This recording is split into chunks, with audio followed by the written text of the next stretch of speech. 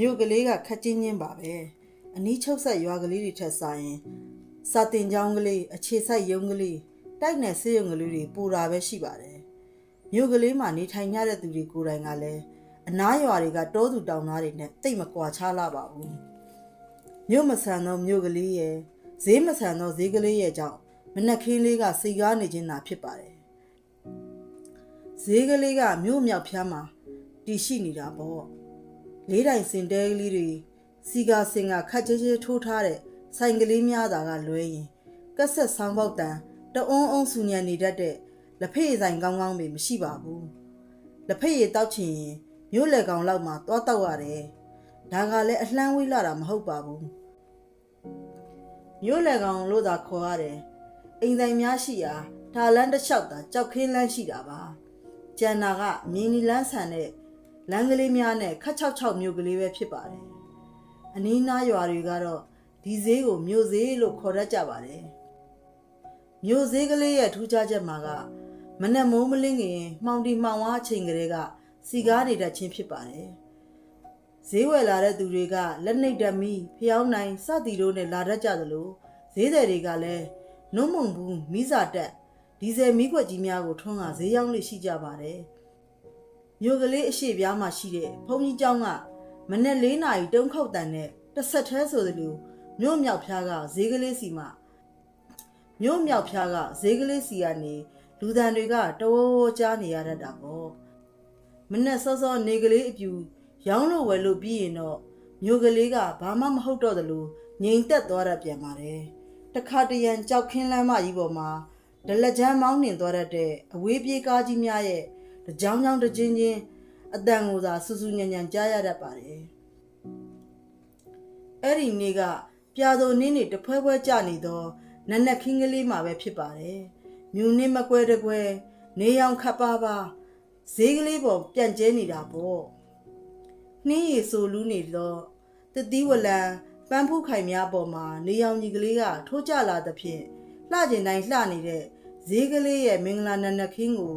အလန့်တကြားခုံပေါက်ထွက်လာတဲ့အတန်စူးစူးတစ်ခုကရိုက်ခတ်လိုက်ပါတယ်မြမှုဘိုက်နာလို့တဲ့ဟေးလာကြပါဦးကုံစိမ့်တဲ့ဒေါ်အေးတင်ရဲ့အတန်ကဘယ်သူရဲ့မဟုတ်တစည်းလုံးကြောင်းဟစ်អော်နေတာပေါ့ဈေးဝယ်လာသူဈေးရောင်းသူဈေးသိမ်းသူအားလုံးရဲ့အာယုံတွေကဈေးအလယ်ရှိဒေါ်အေးတင်အော်တန်ကြောင့်အလန့်တကြားဖြစ်သွားကြတယ်ခဏနေတော့ဈေးထုံးကန်အတိုင်းအတန်ကြားရာဟောကနက်ဆိုဝိုင်းအောင်ကြတော့တာပေါ့ထားရီကလည်းဈေးပန်းကလေးခင်းထားတာကတ်ကြမ်းပေါ်မှာခြေစင်းထိုင်ရင်ညင်းညူနေတဲ့မြမှုကိုပြေးဖွက်လိုက်ပါတယ်မြမှုရဲ့ကိုဝင်ကရင်းလှပြီကိုဝင်ရင်းနေရဲ့လို့လည်းမနားနိုင်ပါဘူးနားဖို့ပြောကြပေမဲ့မြမှုကဈေးထဲကိုပထမဆုံးရောက်လာတတ်တဲ့သူပါပဲထားရီရဲ့ငါတော့မွေးတော့မယ်ထင်ပါရဲ့ဟဲ့တငယ်ချင်းဖြစ်သူမြမှုကိုပွေ့ပက်ထားရမှလွဲ၍ဘာမှမလုပ်တတ်တဲ့အပြိုကြီးထားရီချမ်းသောစောင်းရသည်ဆိုတော်လဲမြမှုရဲ့နှထင်ဆက်ကဆွတ်တက်လာတဲ့ဇောကြွေးတွေကိုသာထားရီတအံ့တော်ငေးကြည့်မိနေပါတော့တယ်မြမှုဆိုင်ကလေးမှာတော့ဘဝတူဈေးသည်တွေဈေးဝယ်တွေတအုံအုံနဲ့ပေါ့ဟဲ့တောင်းတောင်းဈေးထိပ်မှာစိုက်ကားရှိသလားသွားကြည့်စမ်းရှိရင်တခါတည်းခေါ်ခဲ့နော်ကဲလူတွေဖဲကြစမ်းမှာတော့တကယ်တည်းမှာပဲနောက်ကိုဆုတ်တီဆိုယုံကလေးပဲရှဲပေးလိုက်ကြတယ်ဆိုပေမဲ့တယောက်တစ်ပေါက်ပြောနေကြတဲ့စကားသံတွေကြောင့်ဆူညံလို့နေပါတယ်စိုက်ကားကတစ်စည်းမှမရှိဘူးဈေးလဲတွေလည်းပြန်ကုန်ကြပြီတော့ဒီတိုင်းဆိုရင်ဆေးရုံသွားဖို့မလွယ်တော့ဘူးတော်ကြလမ်းမှာမွေးနေရင်အခက်ဟဲ့ဆေးရိုးတဲ့အမေထွေးကိုတွားခေါ်ကြစမ်းမအောင်ဟဲ့တယောက်အမေထွေးဆိုတာကတော့ထားရီရဲ့အမေပေါ့အိမ်မှာထောင်းတဲ့လက်ဖြစ်ဆေးရိုးဆေးရွက်များရောင်းတာပါသားမိနှစ်ယောက်မနက်ခင်းဈေးလေးတွေအပြေးထွက်ကြတာပေါ့တိုက်နဲ့ဆေးရုံကမဝေးလာတော့လဲသွားဖို့ကအခက်တွေ့နေပြီရွာထဲကဝမ်းဆွဲဆရာမကိုပြေးခေါ်ဖို့ဆိုတာလဲအချိန်ကမရှိတော့ဘူးအမေထွေးရောက်လာတော့မြမှုကအမေထွေးလက်ကိုအာကိုတကြီးလှမ်းဆွဲလိုက်ပါတယ်ထားရီတို့သားမိရှိနေမှာတော့မြမှုငွေရမှာမကြောက်တော့ဘူးပေါ့အမေထွေးကမြမှုရဲ့ဘိုက်ကိုလက်ဝါးနှစ်ဖက်နဲ့ပင့်တယ်ငါစမ်းကြည့်လိုက်တယ်ရေမွာတောင်ပေါက်နေပြီပဲ ကိုင်းဆိုင်ကိုစောင်းကလေးတွေကာလိုက်ဟဲ့ဒီမှာတော့မေးပေးရတော့မှာပေါ့လာဟဲ့အိတ်တစ်ကဲဖဲကြပါတော့တော်တို့တွေအတန်ကဗိုက်ကြီးတဲ့ကိုမွေးမရပဲဖြစ်နေပါဦးမယ်ကိုင်းအပြိုကြီးတွေအပြိုလေးတွေထွက်ကြစမ်းညီတို့အလုံးမဟုတ်ဘူးဆိုင်ငယ်လေးရဲ့လေးဘက်လေးတန်ကိုဈေးကစောင်းမိုင်းတွေကာလိုက်ကြတာပေါ့လူတန်တွေလည်းငိမ်ကျသွားတာပဲထားကြီးကလည်းသူ့အပေါ်မှာမှီနေတဲ့မြမှုကိုစောင်းကောင်းအောင်ကလေးပေါ်မေးတင်ပြီးထဖို့ပြင်လိုက်ပါတယ်အပြိုကြီးပြိုလေးတွေထွက်ကြဆိုတော့လဲထားကြီးထွက်လို့မရမြမှုကတိုင်းဖက်ထားလေရဲ့ထားကြီးနင်းဘဲမှမသွားပါနဲ့နော်မမြင်ဝင့်မမြင်အပ်တော့လဲအာကိုတကြီးကြောက်လန့်တကြားနဲ့မော့ကြည့်နေတဲ့တငယ်ချင်းမြမှုကိုထားကြီးထားမသွားရပါဘူးမြမှုနှထင်ဆက်စီကချွေးဝင့်ကလေးတွေကိုထားကြီးလက်ဖွားကျန်းကြီးတွေနဲ့တုပ်ပေးခဲ့ရတာနောက်ဆုံးပါပဲ။အိုးထားကြီးနားမလည်နိုင်တဲ့ယာယီဒုက္ခကိုမြမှုမချိမဆန့်ခံစားရတာပဲ။ကျင်းမြောင်းသောဆောင်ကအခန်းလေးထဲမှာလူလောကကြီးကိုရောက်လာတဲ့ကလေးတစ်ယောက်ရဲ့အော်ငိုတန်ကတစည်းလုံးရဲ့မနက်ခင်းမှာတစားစားပေါ့။ထားကြီးငါကလေးကိုနင့်လက်ထဲမှာအပ်ခဲ့မယ်နော်မြမှုနှုတ်ခမ်း6သွေးတွေကိုထားရီလက်ချောင်းကလေးနဲ့လှမ်းပြီးပိတ်ခဲ့မိတယ်ထင်ပါရဲ့မြမှုတယောက်ကလေးငိုတန်ကိုတောင်ကြားသွားရပါမလားဖြစ်တောင်ဖြစ်ခဲဆိုတော့လဲထိုနေ့ကဈေးကလေးထဲမှာကလေးတယောက်မွေးခဲ့ပူပါတယ်ထူးဆန်းသည်မဆိုတော့လဲဒီအကြောင်းကမြို့ကလေးမှာနှစ်ပေါင်းများစွာအကြောင်းတင်တိုင်းပြောဆိုနေကြကြတာပါဈေးထဲမှာမွေးတော့မိဈေးပေါ်ဟဲ့ရွှေမိရွှေဤလုံမနေပါနဲ့အေးအမေထွေးနာမည်ပေးခဲ့တဲ့မိဈေးလေးကိုထားရီခက်ခဲမွေးမြူခဲ့ရပါတယ်ရီးစားတော့ဟုတ်ညာမထားခဲ့ဘူးတဲ့မကျင်းနံထားရီတယောက်နီထွေးကလေးတယောက်ကိုအလိုပိုင်ဆိုင်ခဲ့တယ်ပေါ့ဈေးကလေးထဲမှာကလေးမွေးဖွားပြီးနိုင်ပိုင်းအတွင်းအိမ်ရောက်ပို့ခဲ့ပေမဲ့သမီးကလေးကိုလူလောကထဲထားရခဲ့ကမြမှုဘဝတစ်ပါးကိုပြောင်းသွားခဲ့တယ်ဒီကြေကွဲစရာတွေအပြီးမှာတော့ထားရီကကလေးမိခင်ဖြစ်ရတာပေါ့တငယ်ချင်းမြမှုသူ့သမီးလေးကိုထားရီလက်ထဲစိတ်ချလက်ချထားသွားခဲ့တာတစည်းလုံးသိတာလေမြမှုရဲ့ဆွေမျိုးတွေကလည်းကျေနပ်ကြပါတယ်သားမိနှစ်ယောက်ထဲသာရှိတဲ့ထားရီတို့အိမ်ကလေးမှာကလေးငိုတန်တို့ဖြင့်လှုပ်ခတ်လို့လာပါတော့တယ်ဟောတော်မေရေမိသေးကအီတွေပါနေပြီတော့အမေထွေးကတသက်နဲ့တကူမြင်းမချေရတော့ဘူးလို့ထင်ခဲ့တာအခုတော့မိထားကြီးကကလေးမေတောင်ဖြစ်နေပါရောလားလို့စဉ်းစားမိပြီးပြုံးနဲ့ကြည့်နေပါတော့တယ်စကားကလေးမပီကလာတက်လာတော့လေသူ့မှာတင်လိုက်ရတဲ့စကားဈေးထွက်ရောင်းရတာကိုပင်စိတ်မရှိတော့ဘူးပေါ့မိထားကြီးလို့ခေါ်စမ်းမိစေမိထားကြီးမိကြားကြီးရှင်အမလီချစ်စရာကောင်းလိုက်တာဟဲ့မိကြားကြီးတဲ့အင်းဟဲကလေးတကိုယ်လုံးကိုတိုင်းပွေပြီးအငမ်းမရနမ်းမာတော့တယ်အချစ်ကျမ်းသောမိထားကြီးလက်ထဲမှာမိသေးလေးကငိုရတဲ့အထိပေါ့ကလေးနီတာရဲလေးကလေးကစောင်းတစ်ဖက်ပခုံးဆလွယ်တိုင်းကြီးထဲထည့်ပြီးတော့ရင်မာအဲ့လိုထားကြီးလွယ်ခဲ့တယ်မှောင်မဲဈေးတောင်းကြီးကိုခေါင်းမော်ပင့်တင်ရင်ရိုင်သွားတတ်တဲ့ဇက်ကလေးကိုမခိုင်တခိုင်ထိန်းထားရင်ထားရီဈေးရောက်မပြတ်ခဲ့ပါဘူးအမေကြောက်ကောင်းမော်ကတောင်းကြီးကိုအရင်ချပေးပါကလေးအရင်မယူလိုက်နဲ့အောင်နိုးသွားမှဆိုလို့ခက်လန်းဈေးတွေစီကမိခွက်မီးရောင်ကိုအားပြုရင်ထားရီခေါင်းမော်ကဈေးတောင်းကြီးကိုအမေထွေးအရင်ချပေးရတာပေါ့ခေါင်းမော်ကတောင်းလွတ်သွားတော့မှသူ့ရင်ခွင်ထဲကကလေးကိုလက်တစ်ဖက်နဲ့ထိန်းပြီးခြံနဲ့လက်တစ်ဖက်နဲ့ပခုံးကတပတ်ထိုးထားတာကိုဖြီးပြီးတော့ကလေးကိုကတ်ကြမ်းပေါ်ကနေစောင်းမုံနဲ့ထည့်ပြီးတော့ပြန်သိပ်ခဲ့ရပြန်တယ်ပြီးမှဈေးပန်းခင်းထားရင်ငယ်တုန်းကတောင်အမေထွေးဒီလောက်အပင်မမခံခဲ့ရဘူးဒါကြောင့်လဲဒင်းကိုတစ်စည်းလုံးကကဲ့ရဲ့ကြတာပေါ့အမေထွေးတွေးလိုက်မိတယ်ထုံးစံအတိုင်းပေါ့သဘောထားတွေကလည်းအမျိုးမျိုးထားရီတို့များလင်မရအသာမနေဘူးဟဲ့အကြီးနွားငှားကြောင်းရတယ်လို့ကြည့်နေပါတော့ကလေးကအမှန်မသိတတ်သေးလို့ပါတချို့ကလည်းမိဈေးအပေါ်ထားရှိတဲ့ထားရီရဲ့မေတ္တာတရားကိုဂရုဏာတက်ကြတယ် ထားရီရဲ့အပြုစုအယူရတွေကိုတွေ့ကြတော့ဈေးတဲ့အချင်းချင်းမြမှုကိုအောက်မေ့ကြသလိုထားရီကိုလည်းကျေးဇူးတင်ကြတာပေါ့မိဈေးကလေးတနာပါရဲ့ဟဲ့ထားရီလက်ထဲရောက်လို့တာပေါ့မြမှုအမျိုးတွေလက်ထဲမှာနေရင်တော့ဒီလောက်အသက်ရှည်မှာမဟုတ်ဘူးထားရီနဲ့မြမှုတို့ကငယ်ကလေးကလေပင်ဖက်လာကြတဲ့ငယ်တငယ်ချင်းတွေအေးတယောက်တယောက်လဲချစ်လိုက်ကြတာဒါကြောင့်ထားရီကမိဈေးကလေးကိုချစ်တာပေါ့မိဘမရှိရှာတော့မြမှုကထားရီအမေဆေးရိုးတဲ့အမေထွေးကိုသူ့အမေလိုသဘောထားကချစ်ခင်ခဲ့တယ်အကိုနဲ့နေရတော့ရောင်းမနဲ့မတည့်ကြတော့ဘူးပေါ့မြမှုခမထားရီတို့သားမိကိုပို့ပြီးအားကိုးရှာတယ်မြမှုအိမ်အောင်ပြူတော့အမေထွေးကိုယ်တိုင်မြမှုရဲ့မိဘနေရာမှာရက်တီပေးခဲ့တာလေမြမှုယောက်ျားကိုလာဦးကတော့ဒီမျိုးကလေးကိုဖြတ်သွားဖြတ်လာပုံတင်ကားကြီးပေါ်ကနေမြင်ညပြောက်စပယ်ယာလို့ခေါ်တာပဲဖူးစာရှိလို့ညားကြတာပဲလို့ဆိုရပေမဲ့မြမှုကိုယ်တိုင်ကိုလာဦးကိုယူမိတာမှားကြကြောင်းရက်အတော်ကြာမှနားလည်ခဲ့ရတယ်9 လလောက်ပေါင်းသိမ်းပြီးကြတဲ့ကကိုလာဦးပေါ်မလာတော့ပါဘူးပါနေကြကားကြီးပေါ်မှာကိုလာဦးပါမလာတော့မှမြမှုကလည်းကိုလာဦးကိုမမျှော်တော့ပါဘူးသူ့ကိုယ်သူအပြစ်တင်တာပဲရှိတယ်ကလေးတယောက်တော့သူလှုပ်ကြွေးနိုင်ပါတယ်သူလာမှာပါထားရီရဲ့တခုခုများဖြစ်နေသလားမှမသိတာငါမှကိုလေးလက်ဝင်ကြီးနဲ့ဆိုတာသူတည်သားပဲမြမှုကိုချစ်ခင်တဲ့စိတ်ကလေးသာမရှိခဲ့ရင်အများတကအတင်းပြောသလိုထားရီပြောမိမှာအမှန်ပါမျိုးကလေးကိုဖြတ်သွားဖြတ်လာကုန်တင်ကားတွေစီကသတင်းစကားစုံစမ်းရုံမှတပါမြမှုခမကိုလာဦးကိုငုတ်တုတ်ထိုင်ဆောင်နေုံသာပဲတတ်နိုင်တော့တယ်မြမှုဘလောက်ပဲစောင့်ကိုလာဦးကတော့ဒီမျိုးကလေးကိုရောက်မလာတာဆောင်းလေးဆောင်းတောင်ကြော်ခဲ့ပြီပေါ့မိသေးကလေးတောင်တိတတ်တဲ့အရွယ်ရောက်လာခဲ့ပြီလေအမေထွေးမှလည်းတနေ့ဒါကိုပဲစိတ်ပူပန်နေခဲ့ရတယ်တကယ်လို့မောင်လာဦးတယောက်ကောက်ခါငင်ကရောက်လာခဲ့ရင်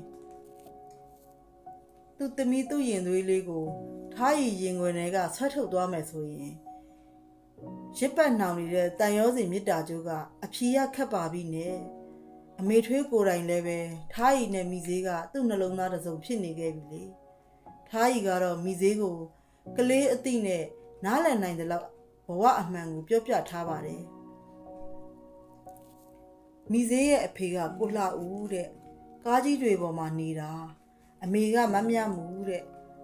သူကမိထားရီလိုပဲဈေးရောက်တာလေမှတ်ထားနော်မိထားရီကရောမိထားရီကလားမိထားရီကလည်းမိသေးရဲ့အမေပဲပေါ့ဒီလိုတော့လေထားရီကပေါ့ပေါ့ပါပါပြောနိုင်လေရဲ့မိသေးလေးကလည်းမြမှုရဲ့သမီးပီစိတ်ကလေးကတော့ထံပုံရတာကလေးချင်းဆော့တာတောင်မှရှုံးရင်မျက်နှာမပြတ်တတ်ဘူးမွေးကလေးကဈေးကလေးထဲမှာလူလားမြောက်ခဲ့ရတဲ့မိသေးကထားရီကိုဈေးကူရောင်းတတ်နေပြီတဈေးလုံးကလည်းမိသေးဘဝကိုသိနေကြတာပေါ့တဈေးလုံးမကပါဘူးလေတမျိုးလုံးတစ်နယ်လုံးမိသေးနဲ့ထားရီတို့ဘဝကိုစာနာနားလည်ကြပါတယ်ထားရီညီသမီးဘယ်နှစ်ရှိပြီတော့ဒီဆောင်ကြွရင်9 နှစ်ပြည့်တော့မှာတော့လာမယ့်နှစ်ဆိုကျုပ်သမီးကြောင်းတောင်ထားပေးရတော့မှာမိသေးလေးကိုကြောင်းထားပေးဖို့ထားရီစူဆောင်းပြီးသားလဲဖြစ်နေပြီမိသေးကိုပြောပြတော့မိသေးစကားတက်လိုက်ပုံများထားရီရေးပြောမယ်ဆိုလဲပျော်လောက်เสียပဲဟင်းသမီးကကြောင်းမနေဘူးမိထားရီနဲ့ပဲဈေးရောက်ကူမှာဒီလိုပြောတော့ထားရီကမကြိုက်ပေမဲ့လဲအကျဉ်းနဲ့ကြီးကျေနပ်နေတာပေါ့မိသေးလေးကိုအရွယ်ရောက်လာလေချစ်ရလေတန်ရောစင်နှောင်ကြိုးကတင်းလာလေပေါ့သူ့အမေမြမှုဆိုရင်လဲသူ့သမီးလေးကိုချစ်ရှာမှာပါပဲမြမှုကိုသတိရလေတိုင်းထားရီရင်မှာတနည်းနည်းနဲ့ခံစားနေရရှာတယ်မြမှုရဲ့နေရှိနေရင်လဲဒိုးနဲ့အတူတူနေရမှာပါဟဲ့တကယ်တော့မြမှုကိုချစ်ရတာကြောင့်မိသေးလေးကိုပို့ချစ်ရခြင်းဖြစ်ပါတယ်ထားရီကလေးကကြောင်းထားရတော့မှဆိုတော့ညီတီတစ်ခါစုကြီးပေါက်ရင်အိမ်မပြင်းနဲ့အောင်အေးကလေးအတွက်လိုအပ်တာတွေတော့ဝယ်ထားလိုက်တော့အိမ်ကနောက်နှစ်ຫນွေကြမှာပြင်ရတာပေါ့အေးမဟုတ်ဘူးလားဆေးရုံထောင်းနေရမှထားရီအမေကိုခေါင်းငိမ့်ပြလိုက်ပြီးပါတယ်ထားရီအတွေးကတော့ရှေ့ခရီးကိုနှင်းနေလေရဲ့မိသေးကိုအင်ကြီးလေးတွေဘောင်းမီကလေးတွေစိတ်ကူးနဲ့လှမ်းဝယ်ကြည့်နေတာပေါ့ လွယ်အိတ်လေးတွေစာအုပ်လေးတွေပြီးတော့ဖနက်ကလေးတွေခြေအိတ်ကလေးတွေအစမိသေးကျောင်းသွားတက်ရင်သားအမိနှစ်ယောက်ပြည့်နေရအောင်မှာပေါ့ကျောင်းကပြန်လာရင်မိသေးကကြပြားတွေစာတွေရွတ်ပြမှာပဲကျောင်းကကလေးတွေနဲ့ရံဖြစ်ရင်ဘာတွေများဖြစ်ကြအောင်မှာလဲမိသေးကလေးကိုနှိမ်နေကြမလားပဲနော်ဟောတကယ်အရေးကြီးတာကိုမှထားရီမေ့နေတယ်ကျောင်းထားမှာဆိုတော့မိသေးကိုနာမည်ပေးဖို့လိုလာပြီမိသေးကိုနာမည်ပေးဖို့စဉ်းစားလာတာကိုကမိသေးအရွယ်နဲ့အမျှရှိခဲ့ပါပြီရုပ်ရှင်မင်းသမီးနာမည်တွေလည်းမှတ်ကြည့်ခဲ့ဘူးတယ်ကြာဘူးနာဝနာမည်လှလှလေးတွေလည်းစုံလှပါပြီအခုထိထားရီစိတ်တိုင်းမကြနိုင်သေးဘူးပြောတာပြောရတယ်မိသေးဆိုတဲ့နာမည်ကတွင်နေပြီလေဘဝဆန်တယ်ဈေးတယ်ဆန်တယ်ပြီးတော့အတိတ်ပဲတွေလည်းအများကြီးရှိတယ်လေဟုတ်တော့အမလီနားလိုက်တာတော့ဆေးရိုးထောင်းနဲ့ကြောက်ကြပွေကြားကညက်သွားတဲ့လက်ကလေးလေးပူးထူသွားတော့ထားရီပါဇက်ထဲအမြန်သွင်းကငုံထားလိုက်မိတယ်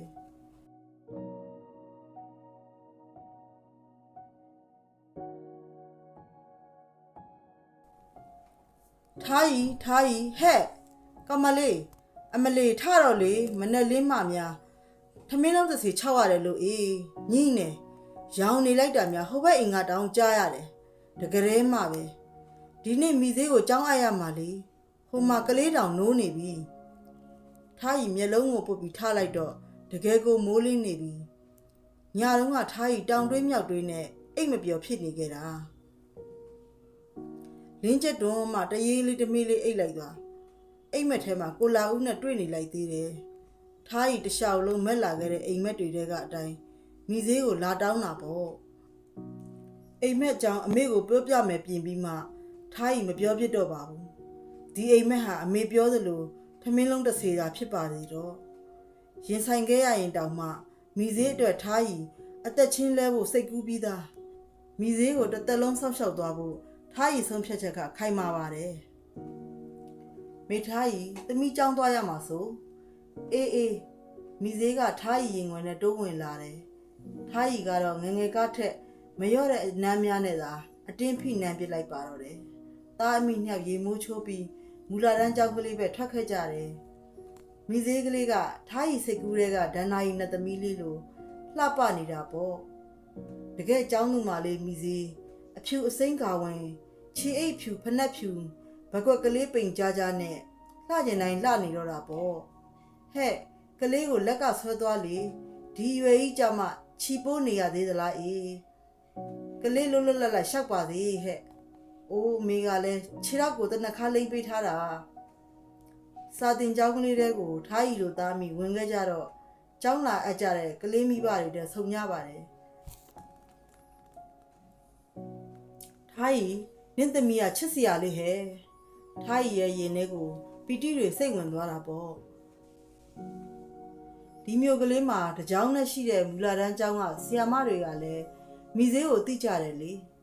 ကျောင်းကလက်ခံတဲ့ဆီယာမကမိသေးကိုကြည့်ပြီးပြုံးပြနေလေရဲ့ကဲသမီးနာမည်ဘယ်လိုခေါ်လဲမိသေးကတော်တော်လက်လက်နဲ့ဝင်ဖြေတယ်ဆီယာမကသဘောကျပြီးရေတော့မိသေးပါလိုက်ရနေလိုက်သေးတယ်ကျောင်းမှာတော့မိသေးမလုံနဲ့တော့နာမည်လှလှလေးပေးမှကောင်းမှာပေါ့နော်မထားရီဆီယာမကပြုံးကနေထားရီပဲလှည့်ပြောလိုက်တော့ထားရီမှာအယောင်ယောင်မှားမှားညတော့ကနောက်ဆုံးစဉ်းစားထားတဲ့နာမည်ကိုထားရီမေ့နေပြန်ပြီသမီးနာမည်မိသေးပဲဆီယာမမိသေးကဝင်ပြောပြန်တယ်ဆီယာမကမွေးစင်းထဲကအမိတိုင်းမိသေးလို့မှတ်ပုံနေစာအုပ်ထဲမှာရေးလိုက်ပြီကဲသမီးအဖေနဲ့အမေကောမထားရီဆီယာမကထားရီကိုအားတုံအားနာနဲ့မော့ကြည့်မေးလိုက်တယ်ဈေးရောင်းတွက်တဲ့ထားရီနှုတ်ကအခုတော့ဆွန့်အားလို့နေပြီပေါ့ဘယ်သူနာမည်ပြောရမှန်းမသိဒီအချိန်မှာမိသေးကရုတ်တရက်ဝင်ပြောလိုက်တယ်အဖေကိုလာဦးအမေမမြမှုအဖေကိုလာဦးကကားကြီးပေါ်မှာအမေမမြမှုကဈေးရောင်းတာထားရီရဲ့မျက်ဝန်းတွေဆွတ်ဆွတ်လို့လာပါတော့တယ်ကလေးပြောတာဟုတ်သားပဲသမီးကလေးမိသေးပြောတာအမှန်ပဲထားရီစိတ်ကိုထိန်းထားရင်းနဲ့ရင်ထဲမှာညကအိမ်မက်ပြန်ရောက်လာတယ်ကိုလာဦးကသူ့သမီးလေးကိုလာလုနေတာမျိုးခံစားနေရတယ်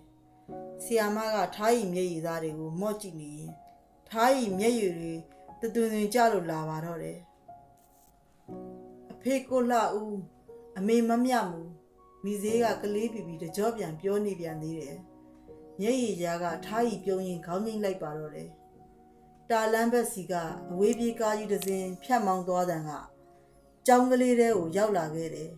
ထားရီနှုတ်ကအလိုလိုစကားတွေတွင်ကျလာတယ်ဟုတ်တယ်မိသေးပြောတာမှန်တယ်မိသေးမိဘတွေအကြောင်းမိသေးအပါဝင်အားလုံးသိကြတာပဲမြို့ကလေးချင်းချင်းလေးတဲကဈေးကလေးတစ်စိမ်းမှာဖြစ်ပျက်ခဲ့တဲ့ဇလန်းဟောင်းကိုသူကရောဘာလို့ဖုံးကွယ်ထားရမှာလဲလို့ထားရီတွေးလိုက်မိတယ်နှစ်တွေဘလောက်ကြာမိသေးလူလားမြောက်ခဲ့တဲ့ဘဝကိုစကားလက်ဆင့်ကမ်းခဲ့ကြပြီးသားမှုညာလို့မရနိုင်တာအမှန်ပဲလေမိသေးဆိုတဲ့လက်တွေ့ဆန်တဲ့နာမည်ကအဲ့ဒီနေ့ကပဲမှတ်ပုံတင်ပြီးသားဖြစ်နေခဲ့ပြီလေမိသေးကိုကြောင်းကန်းလေးထဲထားခဲ့ပြီးထားရီထွက်လာခဲ့တော့ကျောင်းပေါက်ဝမှာကိုလာဦးကိုဘွားကြီးတွေ့လိုက်ရတာပေါ့ဟင်းကိုလာဦးရှင်ဘာလာလောက်တာလဲတော်ထားရီအတန်ဟစ်ခါအော်တော့ကိုလာဦးကကြောင်ကြည့်နေတယ်မျက်ရည်တွေဝေဝါးနေတဲ့ကြားကကိုလာဦးရဲ့မျက်နှာညှင်းသိုးကြီးကိုထားရီလှမ်းကြည့်ရင်အသားတွေဆက်တုံလာတယ်ပြောမရဘူးလားကိုလာဦးကျုပ်ခဲနဲ့ထုမှာနော်ကျောင်းတကားခုထားတဲ့အုတ်ခဲကိုကောက်ပြီးထုလိုက်မယ်လုပ်နေတော့ထားရီကိုလူတွေကဝိုင်းဆွဲကြတယ်ကျောင်းကန်းကလေးကဆီယာမနဲ့အတူမိသေးလက်ထွက်လာတယ်မထားရီဘယ်လိုဖြစ်တာတုံးရှင်ဒါကျမတို့ကျောင်းကကျောင်းဆောင်ကြီးလေဟင်ထားရီမျက်ရည်တွေတုပ်ရင်ကျောင်းဆောင်ကြီးကိုအားတုံအားနာလှမ်းကြည့်လိုက်မိတယ်ဘေးကလူတွေကတအုပ်အုပ်နဲ့ရဲကြတော့တာပေါ့ထားရီလည်းရှက်သွားတာပေါ့အဲ့ဒီရဲစံတွေကြားထဲမှာမိသေးရဲစံလည်းပါတယ်လေထားရီကတော့မရဲနိုင်ပါဘူးဒီလိုထမင်းလုံးတစ်စေကတော့သူ့ကိုတစ်သက်လုံး6လက်နေတော့မှသိကြပါပဲလောကဖြစ်စဉ်ထဲမှာအမှန်တရားကိုဘယ်အကြောင်းတရားကမှအနိုင်မယူနိုင်တာထားရီတယောက်ကောင်းကောင်းကြီးသဘောပေါက်ခဲ့ရတဲ့နေ့လေးဖြစ်ပါတယ်ရှင်